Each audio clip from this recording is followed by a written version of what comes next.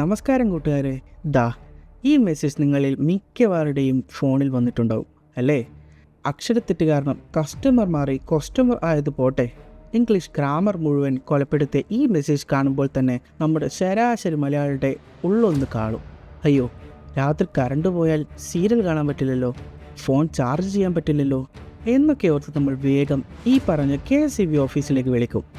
അവിടെയാണ് മക്കളെ സൈബർ ലോകത്തിലെ ഏറ്റവും വലിയ കോമഡി ട്രാപ്പിലേക്ക് നമ്മൾ തലവെച്ച് കൊടുക്കുന്നത്. ഇന്ന് നമ്മൾ പൊളിച്ചെടുക്കാൻ പോകുന്നത് പത്രങ്ങളിൽ വരെ വലിയ വാർത്തയായ ഈ KSEB SMS തട്ടിപ്പ് അഥവാ സ്ക്രീൻ ഷെയർ സ്കാം എന്താണെന്നാണ്.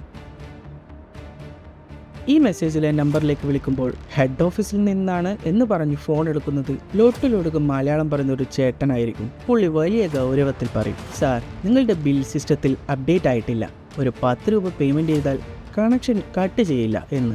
പാവം മലയാളി ചിന്തിക്കും, വെറും 10 രൂപയല്ലേ, കൊടുത്തേക്കാം എന്ന്.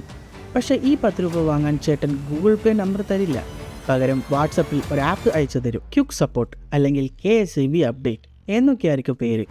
ആ ആപ്പ് ഇൻസ്റ്റാൾ ചെയ്താൽ അതിലൂടെ ബാങ്ക് വിവരങ്ങൾ നൽകി 10 രൂപ അടക്കാണ് ഉത്തരേന്ത്യൻ KSEB ഓഫീസറുടെ ഓർഡർ. ഈ ആപ്പ് ഇൻസ്റ്റാൾ ചെയ്യുന്ന ആ സെക്കൻഡിൽ കോമഡി ട്രാജിക്കായി മാറും. നിങ്ങളുടെ ബാങ്ക് അക്കൗണ്ടിലെ പണം മുഴുവൻ ചിറകു വെച്ച് പറക്കുന്നത് നിങ്ങൾക്ക് കാണാം. ഇതൊരു കെട്ടുകഥയാണെന്ന് വിചാരിച്ചെങ്കിൽ നിങ്ങൾക്ക് തെറ്റി. ലക്ഷക്കണക്കിന് മലയാളികൾക്ക് ഈ ഒരു മെസ്സേജ് കാരണം നഷ്ടപ്പെട്ടത് ദാ ഈ പത്രവാർത്തകൾ നോക്കൂ. എറണാകുളം ആലക്കോട് സ്വദേശിക്ക് പോയത് 2 ലക്ഷം രൂപ. ന്യൂ ഇന്ത്യൻ എക്സ്പ്രസ് റിപ്പോർട്ട് ചെയ്ത വാർത്തയിലാണ് ഇതുപോലെ മെസ്സേജ് വന്ന് ക്യുക്ക് സപ്പോർട്ട് ആപ്പ് ഡൗൺലോഡ് ചെയ്ത് ഈ ചേട്ടൻ്റെ ക്രെഡിറ്റ് കാർഡിൽ നിന്നും 2 ലക്ഷം രൂപ തട്ടിപ്പുകാർ അടിച്ചു മാറ്റിയത്. കോട്ടയത്തെ ടീച്ചർക്ക് നഷ്ടപ്പെട്ടത് 1 ലക്ഷം രൂപ. കോട്ടയത്തെ ഒരു സ്കൂൾ ടീച്ചർക്കും സമാനമായ രീതിയിൽ 1 ലക്ഷം രൂപ നഷ്ടപ്പെട്ടതായി കേരള കൗമുദി റിപ്പോർട്ട് ചെയ്തിരുന്നു. KSEB ചെയർമാൻ്റെ പരാതി. മുൻ ചീഫ് സെക്രട്ടറി ഉൾപ്പെടെയുള്ള VIP-കൾക്ക് വരെ ഈ മെസ്സേജ് വന്നപ്പോൾ സാക്ഷാൽ KSEB ചെയർമാൻ B. അശോക് നേരിട്ട് സിറ്റി പോലീസ് കമ്മീഷണർക്ക് പരാതി നൽകിയ വാർത്ത ദ ഹിന്ദു പത്രത്തിൽ വലിയ തലക്കെട്ടോടെ വന്നിരുന്നു. ഇതിൻ്റെയൊക്കെ ഒറിജിനൽ ന്യൂസ് ലിങ്കുകൾ താഴെ ഡിസ്ക്രിപ്ഷനിൽ കൊടുത്തിട്ടുണ്ട്, വേണമെങ്കിൽ ഒന്ന് വായിച്ചു നോക്കാം.